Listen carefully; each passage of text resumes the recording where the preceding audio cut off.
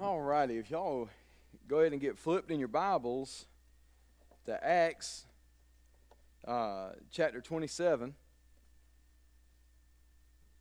And this is actually one of my favorite chapters in the Bible. It's different. It's different than most of the rest of the Bible, and it's just a neat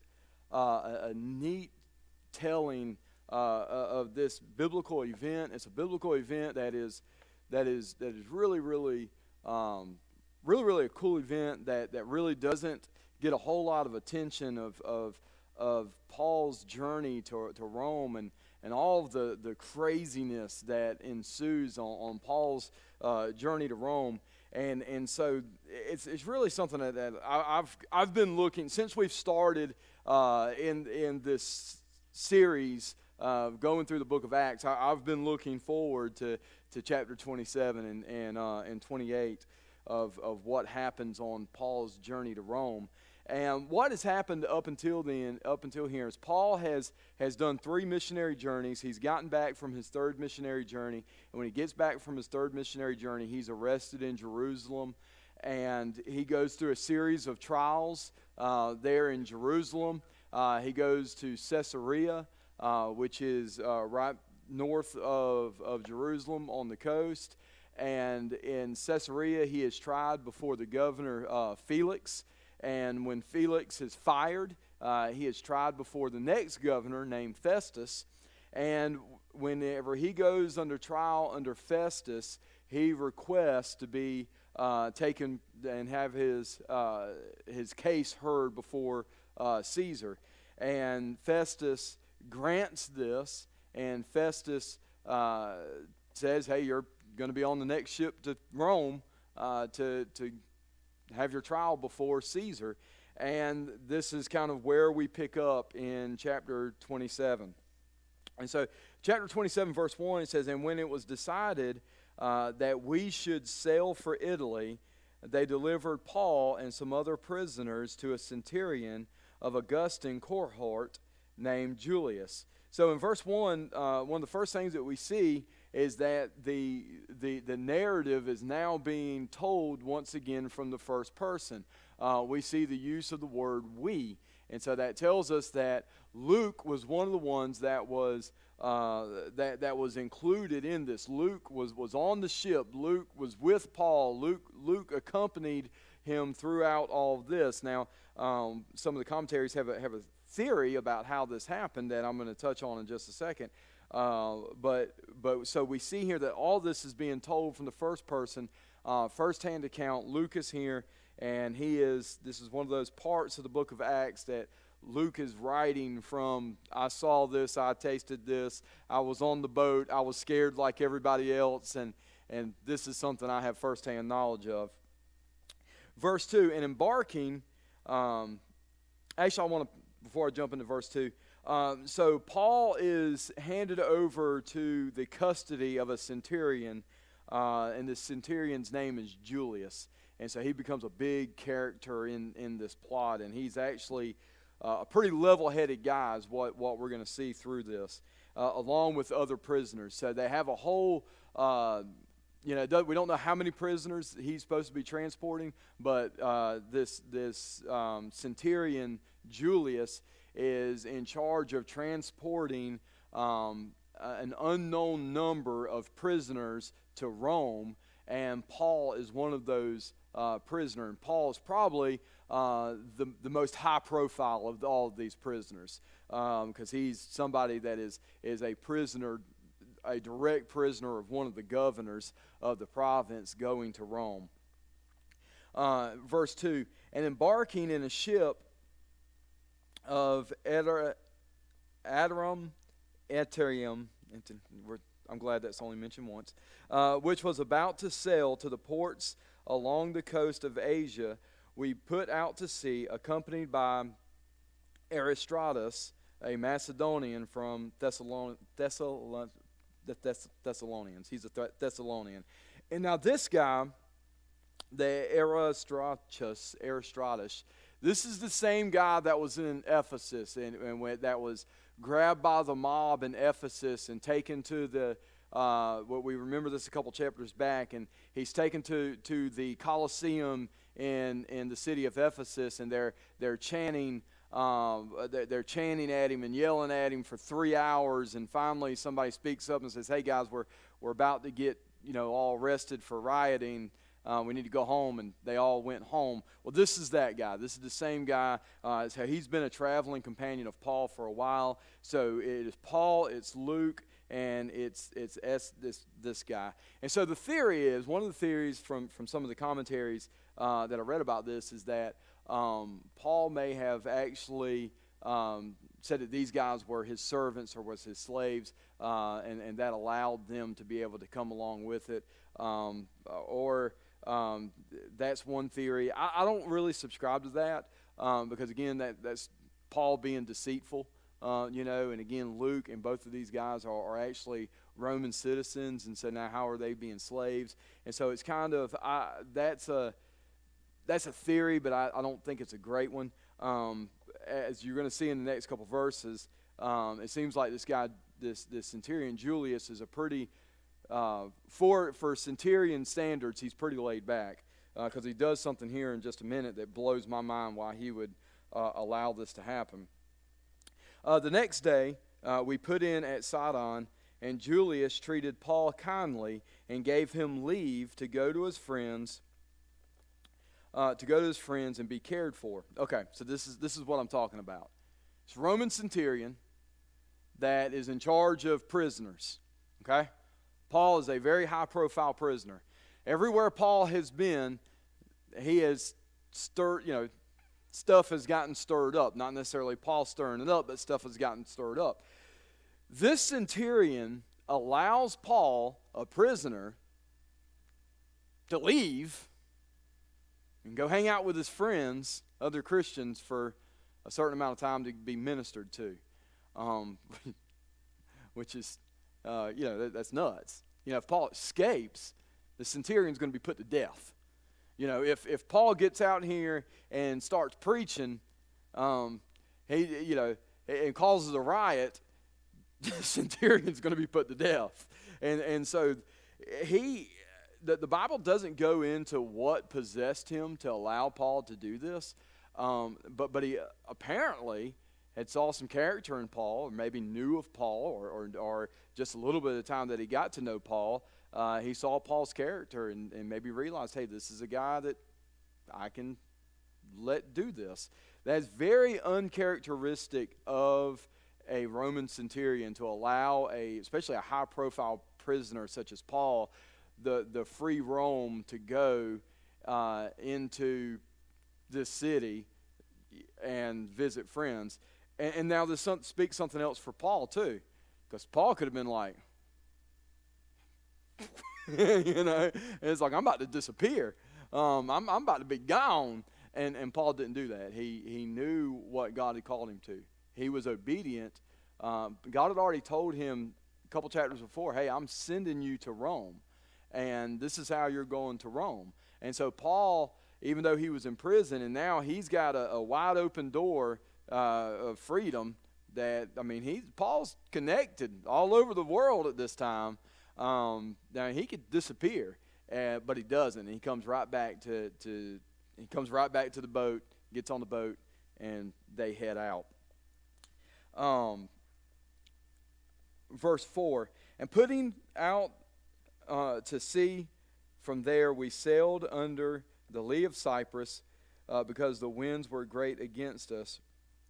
And when we had sailed across the open sea along the coast of Sicilia and Pamphylia, we came to Maria and Lycia.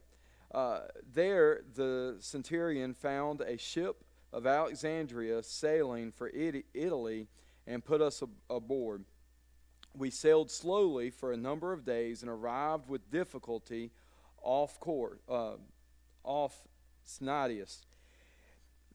And as the wind did not allow for us to go further, we sailed under the lee of Crete off Salmon. This is why this was difficult, because of all these names and these places. Coasting along it with difficulty, we came to a place called Fair Havens, which was near the city of Lasea. Okay. So in the Mediterranean, there's a sailing season.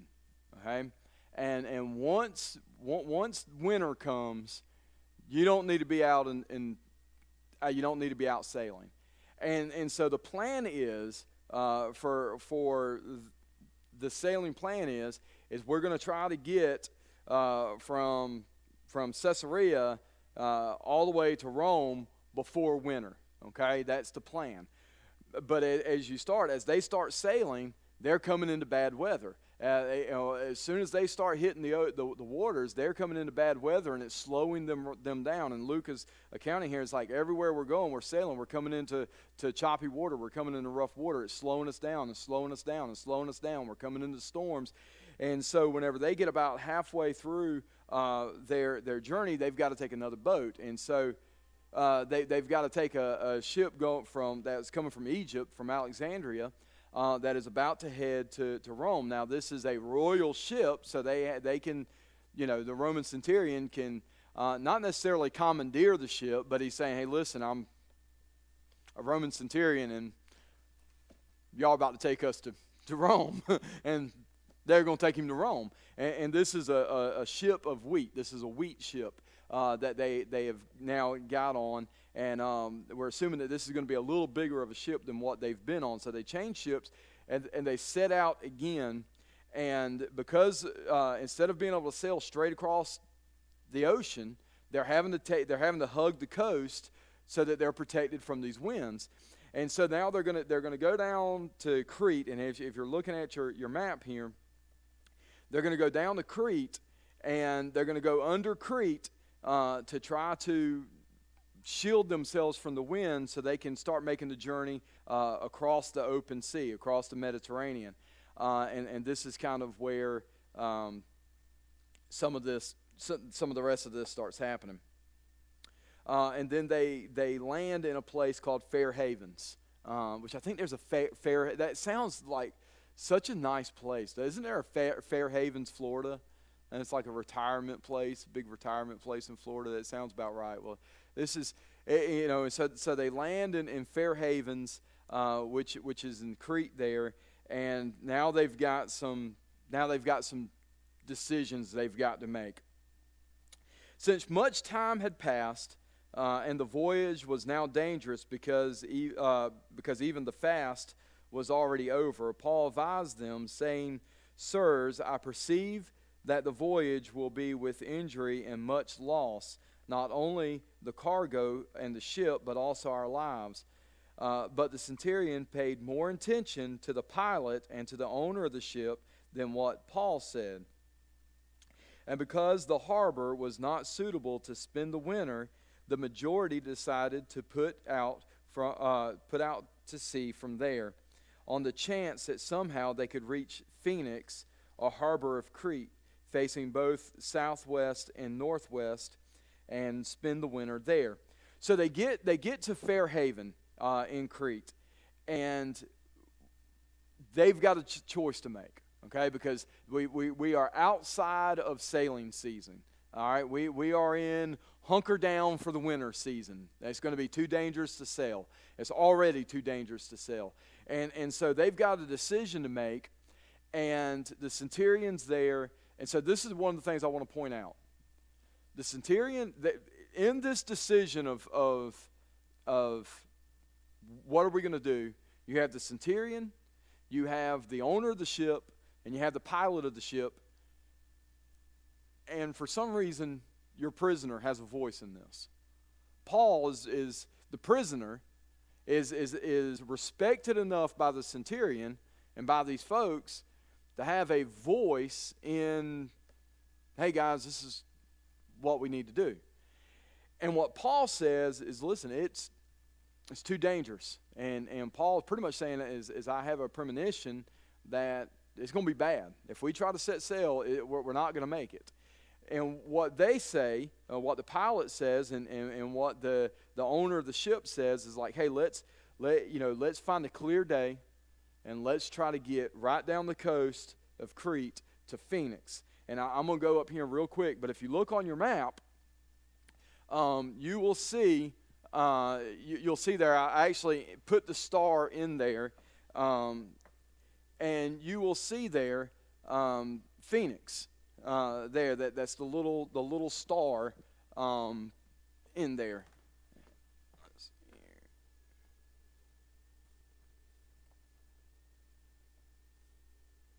Oh, look at there. Let's put myself right up there. All right. So,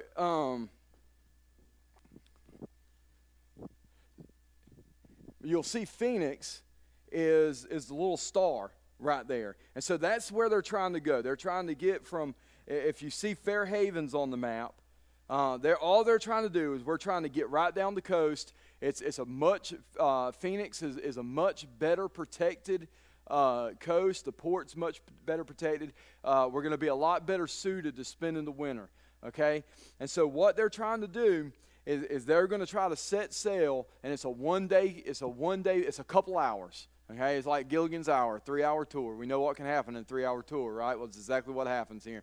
It's more than 3 hours, but it's a short sail, and they say, you know what, we're going to try to find a day that we've got some decent weather. We're going to go straight down the coast of Crete, and we're going to try to make it to Phoenix. Once we get to Phoenix, we're going to spend the winter there, and then once the sailing season opens back up, we're going to set sail again. Okay, so let's see what happens with this.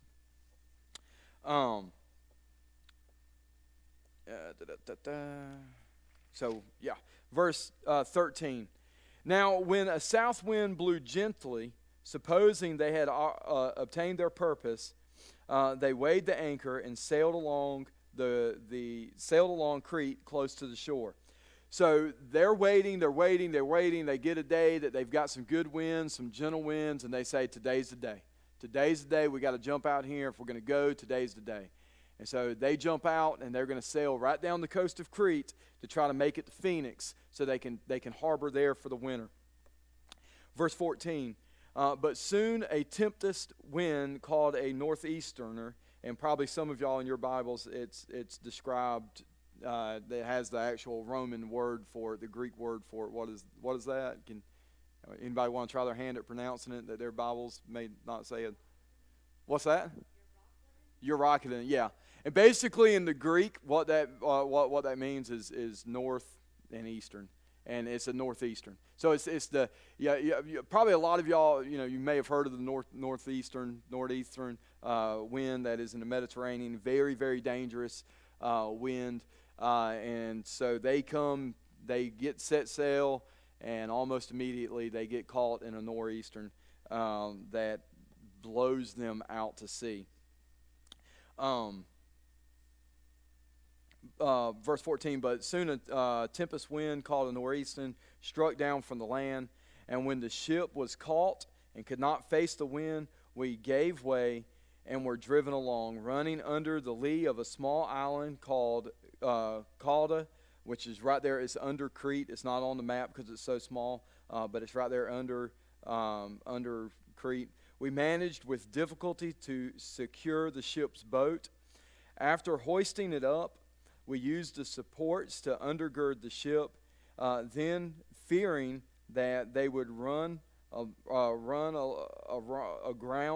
on Syrtis, they lowered the gear, and thus they were driven along. So, what happens here is they start getting blown out to sea. Well, there's a small island there, very, very small island, and as they pass by it, they get a couple of minutes where they're shielded somewhat from the wind.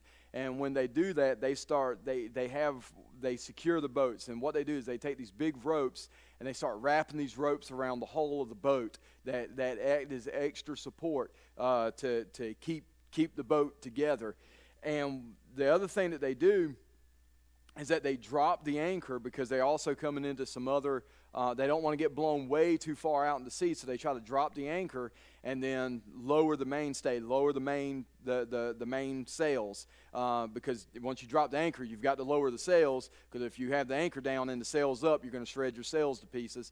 So they drop the anchor, try to slow themselves down, and they take the sails down, and now they are at the absolute mercy of the wind.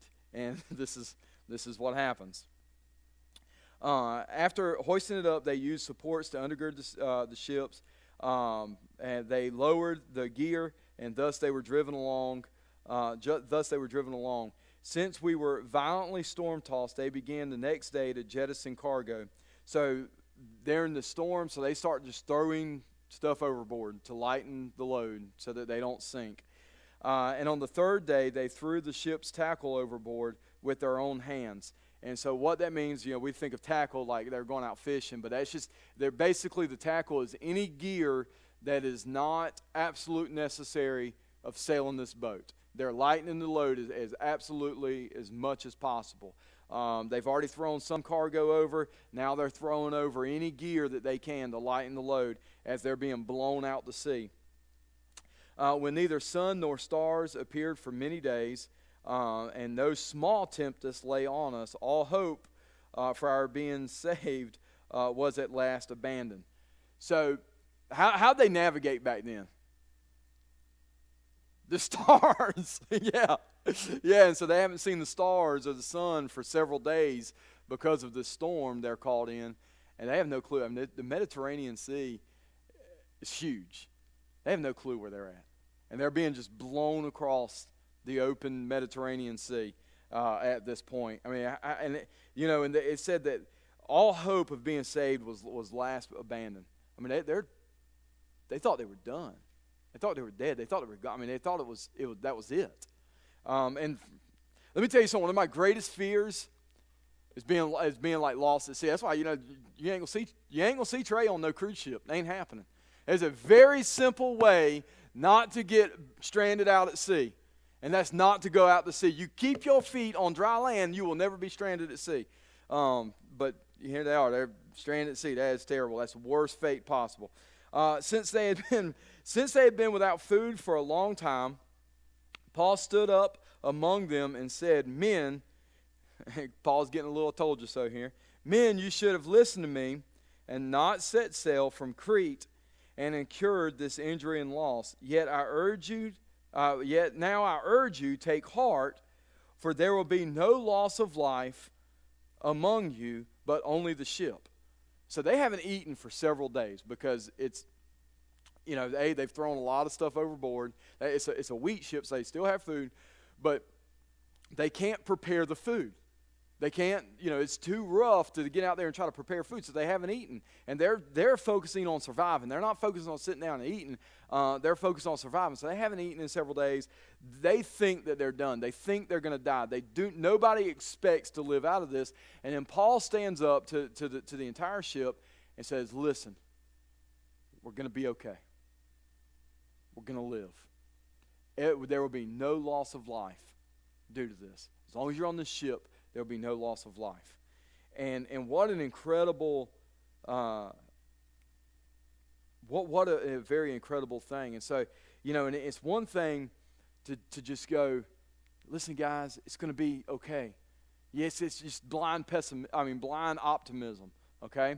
And it may have been construed as that, or may have just thought of that, but then what Paul says after that shows us that this isn't blind optimism. This isn't just Paul coming up in a hopeless situation and saying, "Oh, it'll be all right, don't worry." That's not what he's doing. Listen to what else he says here in verse 23. He says, "For this very night there stood before me an angel of the God of who I belong and I worship, and he said, 'Do not be afraid, Paul. You must stand before Caesar, and behold, God has granted you and all those who sail with you. So take heart, men, for I have faith in God, and that it will be exactly as I have been told. But we must run aground on some island.'"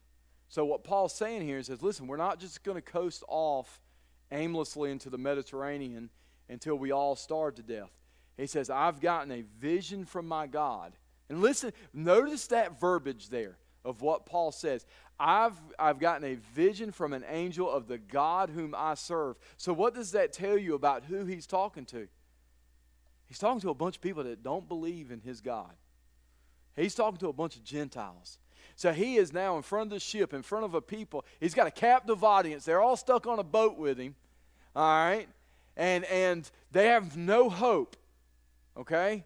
And here's Paul offering them hope. And I mean, I'm sure that they've been praying to Poseidon, and not Poseidon, that's the Greek one. Who's the Roman one? Anybody up on the Roman gods? The Roman Poseidon? I don't know. I don't either. I don't care. But I'm sure they're praying to him, and they're praying to whoever else, and nothing. And here Paul is, of this God that they've never heard of, and he's saying the angel of the God that I serve, the one true God, has said that we're all going to be okay, and we're all going to survive this. We're not going to drift out into the Mediterranean and just that. Well, they didn't call it the Mediterranean. You're going to see that in a second. But we're not going to drift out and just die. We're going to be okay. We're going to run aground on an island, and every single person's going to survive. What boldness. What boldness to go and tell these guys this. That, man, I've gotten a premonition. I've gotten a vision. It's going to be okay. I'm going to tell you, there is nothing that will turn an atheist into a believer quicker than staring death in the face. You can be an atheist all you want to, but when you're staring death in the face, when you're staring something like this in the face, and somebody comes to you with some kind of hope, it is our natural human desire to grab hold of that hope. And these guys do this. As you're going to see through this chapter, these guys grab hold of the hope that God has given Paul, and now Paul is given to them. Verse 27, when the 14th night had come, as they were being driven across the Adriatic Sea. Okay, now this is a point of confusion in this passage because in our modern context, the Adriatic Sea is right there off behind Italy. Okay, that's what we consider the Adriatic Sea in this day. In the first century, this whole area of the Mediterranean where they're at, they considered that the Adriatic Sea, and what we consider the Adriatic Sea today, they considered the Adriatic Bay. So when he's saying the Adriatic Sea, he's referring to the Mediterranean Sea, what we would consider the Mediterranean Sea. So that's a little bit of confusion there of what we call things nowadays, but he's actually referring to the thick of the Mediterranean Sea. It's a big reason I've never really actually understood this, what happened and how much in danger they actually was, and how awesome this next part actually is. About midnight, the sailors suspected that they were nearing land. So they took a sounding and found 20 fathoms. A little further, they took a sounding and again found 15 fathoms. Okay, what does that mean? Okay, this is what this means. What they did is they somehow, they're sailors, they know these things, okay? They realize, hey, we're coming close to shore. Either they can hear the differences in the waves. Somehow it's nighttime and they know they're getting close to shore. And so what they do to confirm this is they have what's called fathoms. And they take a long rope and they drop it down till they hit bottom. Okay? And so they hit bottom when we, get this the way it is, in our modern units, it's about 120 feet. Okay? So first time they drop it down, it's about 120 feet. So then they pull it back up, and a couple minutes later, however long later, they drop it back down, and now they're at about 90 feet. And so they see that the ocean floor is getting more shallow. It's getting shallower, and so that tells them, yes, we are in fact getting closer to land.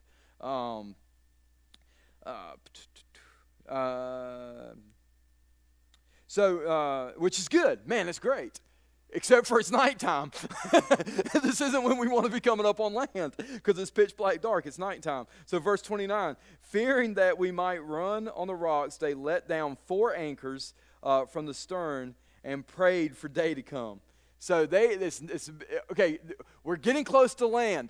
That's good. It's pitch black dark night. That's bad. So they drop the anchors again to try to slow themselves down because they're still in a storm, so that they don't run into land in the middle of the night. And now, that's terrifying. And then they prayed for day to come. So again, in this terrifying situation. And as the sailors were seeking to escape from the ship, and had lowered the ship's boat into the sea under a pretense of laying out the anchors from the bow, Paul said to the centurion and the soldiers, "Unless these men stay on the ship, you cannot be saved." Okay, so the sailors are like acting like, "Hey, we're gonna go drop some more anchors." And what they do is they drop the dinghy and they're gonna try to escape from the ship. And Paul catches wind of this, realizes this, and tells them, "Hey, if these guys leave the ship, they're not covered."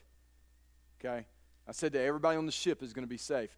If they leave the ship, if they take this boat, they leave the ship, they're not covered. And true Roman fashion, they overreact. Paul said to the, okay, verse 33, verse 32, excuse me. Then the soldiers cut away the ropes of the ship's boat and let it go. Now all y'all staying on this boat. Ain't nobody leaving. So they just cut the boat off, you know. They'll regret that in a minute. Verse 33, as day was about to dawn, Paul urged them to take some of the food, saying, "Today is the 14th day that you have continued in suspense without food, having taken nothing. Therefore I urge you to take some food, for it will give you strength. For not a hair is to perish from the head of any of you." And when he had said these things, he took bread, and giving thanks to God in the presence of all, he broke bread and began to eat it. They haven't eaten in 14 days. And Paul's saying, "Listen, y'all, morning's coming. We're about to have to make a swim for it." He says, "But nobody is going to perish. We're all going to live through this. But we're going to need our strength. So let's stop, and let's eat, and let's get ready for what we've got to do." And then he breaks bread, gives thanks to God in the midst of all these pagans, and they eat. The prisoner on the boat is calling the shots. There's a centurion, there's the captain, there's the owner of the ship. The prisoner on the boat is calling the shots. Because he is the one that has given them hope. He is the one that is standing firm, that is not panicking, that is not freaking out. He is the one that has the calm assurance from God Almighty that it's going to be okay. And he's the one that is calling the shots, the prisoner on the boat. He breaks bread in front of all these pagans who probably a lot of them have started to kind of maybe this Christianity thing, maybe, especially when we get by the time we get to the end of the chapter. Verse 36. Then they all were encouraged and ate some food for themselves. We were in all 276 persons in the ship. When they had eaten enough, they lightened the ship, throwing out all the wheat into the sea. So once everybody had eaten their fill, they threw out the rest of the wheat. They threw out everything out the ship. Now when it was day, they did not recognize the land, but they noticed a bay with a beach on which they planned, if possible, to run the ship ashore. So they cast the anchors off of the left into the sea and left them in the sea. In the same time, loosening the ropes that tied the rudders, then hoisting the foresail to the wind, they made for the beach.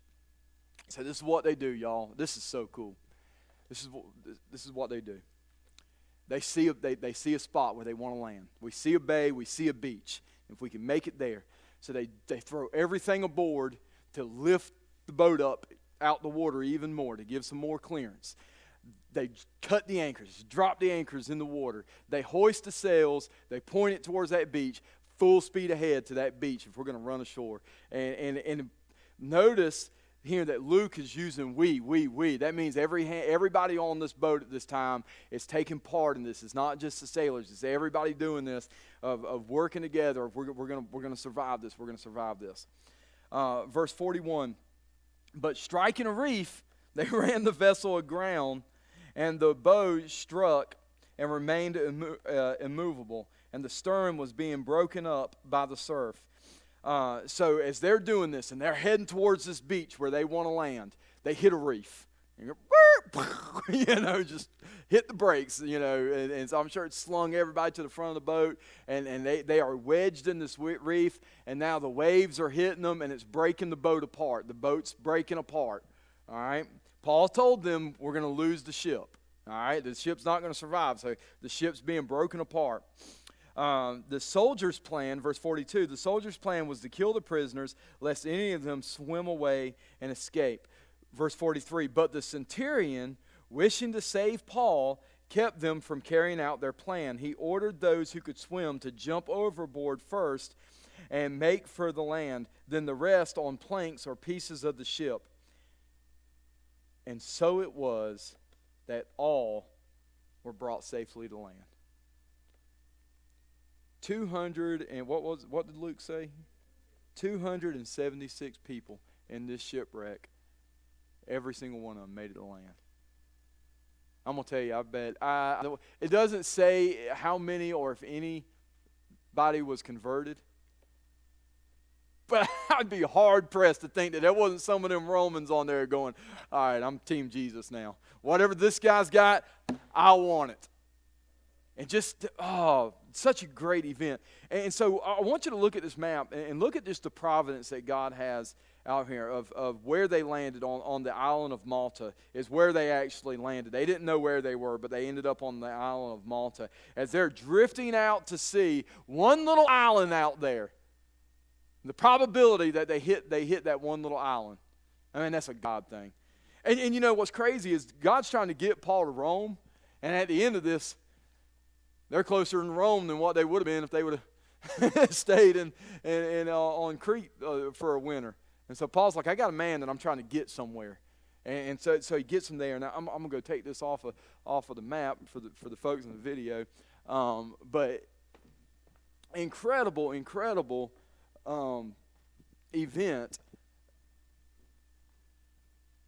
I just love it. I love it. And this is what I love so much about it.